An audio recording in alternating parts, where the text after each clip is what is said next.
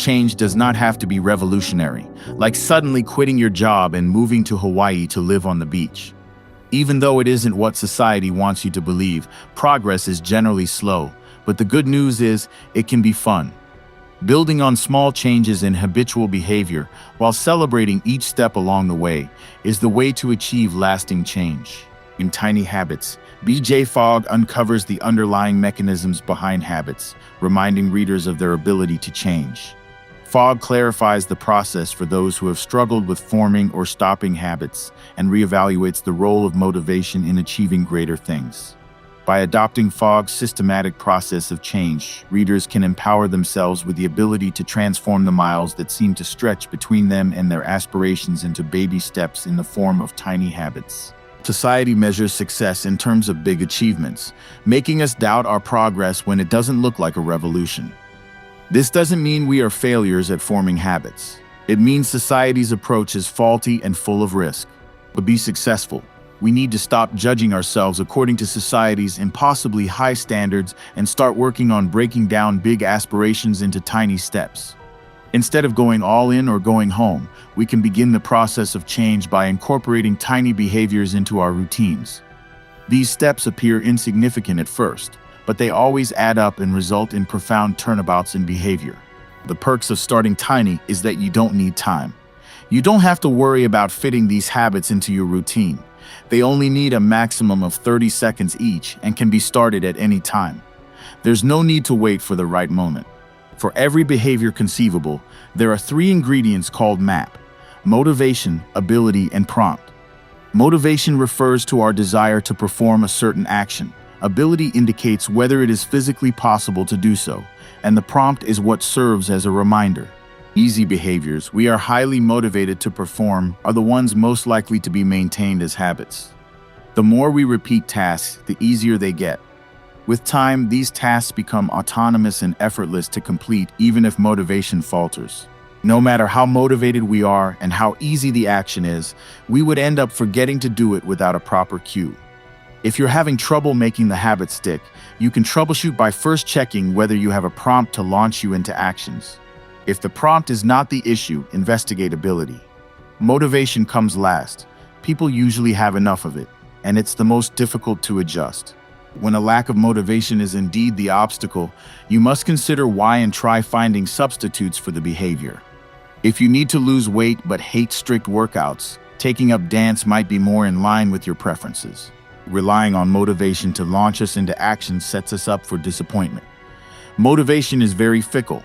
It hits us like a train, then fades away with time or changes in circumstances. We often feel stoked to get started on an idea, then give up midway. Motivation is complex. It isn't just internal. It combines external gratification and an encouraging environmental context, along with our desire to do something. We may also have opposing motivations towards conflicting actions. Before determining your new behaviors, you need to polish your aspirations. Do you wish to be more productive or to reduce distractions? Tweaking your aspirations to fit reality may yield better results. When looking for effective habits, think of behaviors instead of outcomes. You may be motivated to sleep better, but that is only an aspiration. It will not get you anywhere. Instead, try to imagine the steps you can take towards sleeping better. Don't look for inspiration from the internet or from your friends when brainstorming effective habits. Other people have different lifestyles. Don't choose random behaviors without applying them to your personal context. You can't just start biking to work if you live in a rainy area. Find the right behavior for you. Think in terms of impact, motivation, and ability. Will this behavior help to get me to my aspiration? Is it something I want to do in the first place? Can I do it? The behaviors we should eagerly transform into habits are golden behaviors. They are ones that are desired, easy to do, and effective. The simpler and easier a behavior is, the less motivation we will need for it. There are 5 factors that hinder ability and make a behavior difficult to do: time, money, physical capability, mental effort, and whether the behavior fits into our routine. Once we identify the category from which the issue stems, we can think of ways to fix it. Ask yourself the breakthrough question: what can I do to make this behavior easier? There are 3 ways to increase our ability and make a behavior easier. Increasing our skills, getting the right tools and resources, and making the behavior tiny. Fogg found flossing his teeth physically difficult because they were too close together, causing the thread to break.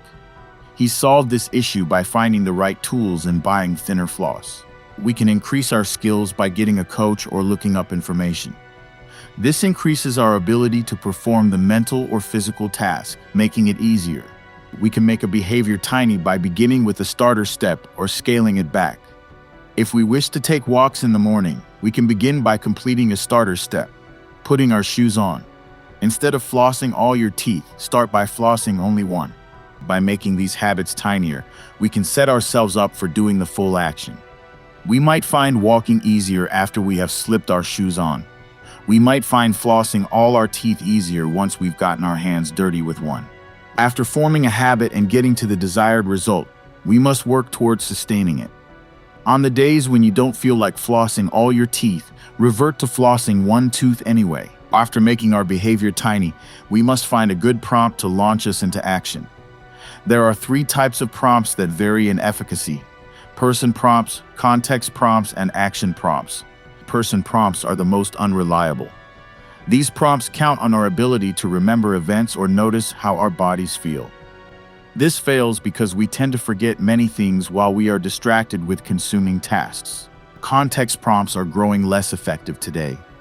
We are constantly bombarded with random reminders from companies and social media, which distracts us from our own prompts.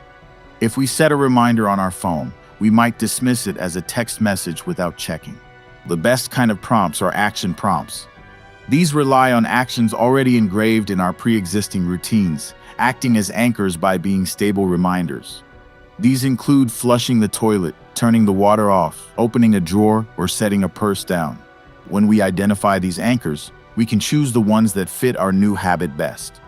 To pair up a new habit with an existing anchor naturally, we must keep in mind 3 factors: location, frequency, and theme. Our anchor must occur in the same place as our new habit. If your new action is wiping the kitchen table, your anchor must be something you already do in that location. This could be twisting the tap to turn the water off. If you want to perform your new habit many times per day, choose an anchor you do frequently.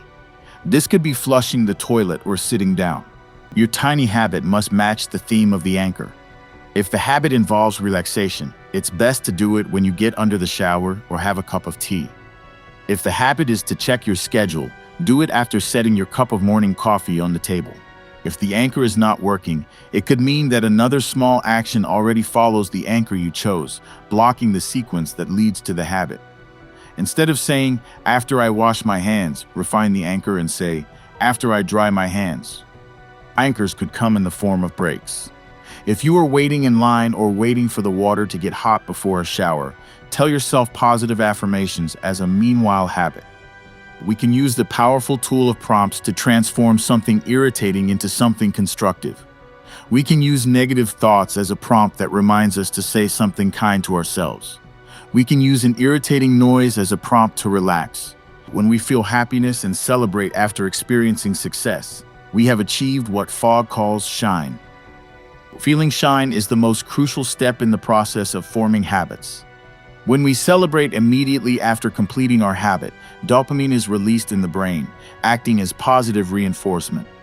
The brain is more likely to remember the behavior knowing it made us happy. Don't celebrate only after you complete your behavior. Celebrate when you remember, during the behavior, and when you're done. Figure out your natural way of feeling shine. Overdoing celebration might make you feel silly. Try finding your natural way by visualizing certain scenarios or remembering how you celebrated in the past. Smiling to yourself could be enough. To wire habits into our brains, we can rehearse them, ensuring the celebration at the end. When the time comes to perform the habit in real life, your brain will recall it immediately. By making a habit of celebration itself, you always feel satisfied with your accomplishments and see the cup as half full. If you feel silly celebrating tiny things like wiping a countertop, think about the deeper meaning behind the action. Maybe you're doing it because your spouse prefers making dinner in a clean kitchen. Doing the tiny habit also means you're powerful enough to create change. Tiny habits grow big because feeling success pushes us further. When we want to do something, we are both motivated by desire and held back by fear. With tiny habits, we always end up feeling successful. The fear of failure is dampened, if not eliminated. Change is a skill we can strengthen by working on behavior crafting, self-insight, context manipulation, understanding the process, and having the proper mindset. Through behavior crafting, we cherry-pick the most effective habits that fit our abilities. Self-insight allows us to find meaning in the behaviors we take up in relation to our aspirations and identity. Understanding the process grants us the ability to know when to scale up our tiny habits and when to settle for the smallest version. It helps us troubleshoot and remain flexible. By making contextual changes, we make a behavior easier to do. We invest in the tools that we need to make the habit work and don't stick to tradition when there's a better approach. When we cultivate the proper mindset through sustaining tiny habits, we begin to perceive ourselves as individuals capable of change. This identity we form is crucial in maintaining the life we want and adding more habits. Allow this identity shift to occur. If you want to practice having the proper mindset, you can begin by allowing yourself to celebrate small things. Do the tiny habit in its tiniest form and celebrate. As we create positive habits, we also try to get rid of unwanted ones. Instead of trying to break bad habits, we should untangle them. We cannot suddenly quit a habit through sheer effort. It is a process which requires deliberate adjustments and deep insight. Building a positive habit is also a way to untangle negative ones. When we do more positive things, there's less room for the bad stuff. When Fogg had to wake up early to surf, he stopped going to bed late. Although bad habits are unwanted, they do not differ in terms of underlying mechanisms from good habits. They are both formed through an intermingling of ability, motivation, and prompt. Identify the tiny behaviors revolving around the bigger issue. We want to stop eating fast food, but many tiny habits lead to this general outcome. Once we have identified the tiny behaviors, we must pick the easiest one to stop. This leads to immediate success and builds a stronger drive to quit other behaviors. If we stop throwing our books on the kitchen table, that's a step towards a tidier home. Focus on eliminating the prompt to a negative habit. If you want to check your phone less during work, either turn off your notifications or delete the application off your phone. Removing the prompt is more efficient than avoiding or ignoring it. By adjusting ability and making things harder to do, we decrease our motivation to do undesired habits. If we do not store ice cream in the freezer, the next time we crave it, we will have to go to the store. When untangling a habit, the last thing we can tinker with is motivation. It is the most challenging to change. If you drink after work due to stress, decreasing your motivation by distressing should be your last resort. Ability and prompt should be evaluated first because motivation is highly unreliable. We can replace negative habits with positive ones if we find beneficial habits that are easy and of equal or increased motivation. You can replace eating potato chips with eating cucumbers only by making it easier to eat cucumbers. Buy fewer potato chips and prepare cucumbers the night before. Repurpose your previous prompts. When we are prompted to do a negative behavior, we can use that same prompt to remind us of the positive behavior instead. If you want to shout less at your children, think of positive things to say whenever you feel irritated by their behavior. Don't forget to celebrate. Whether you are building a new habit or untangling one, relish the feeling of success. Do not judge yourself if the process is not easy. It is a process of trial and error. The influence of tiny habits stretches far beyond our personal lives, holding the potential to change cultures in their entirety. We can participate in this change by implementing behavior design within our home and professional workplace.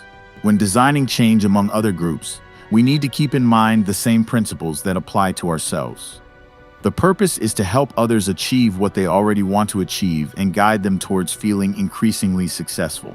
We can design behavior in others explicitly, sharing the science of tiny habits publicly, or we can go about it privately, designing other people's behaviors without their awareness of the method.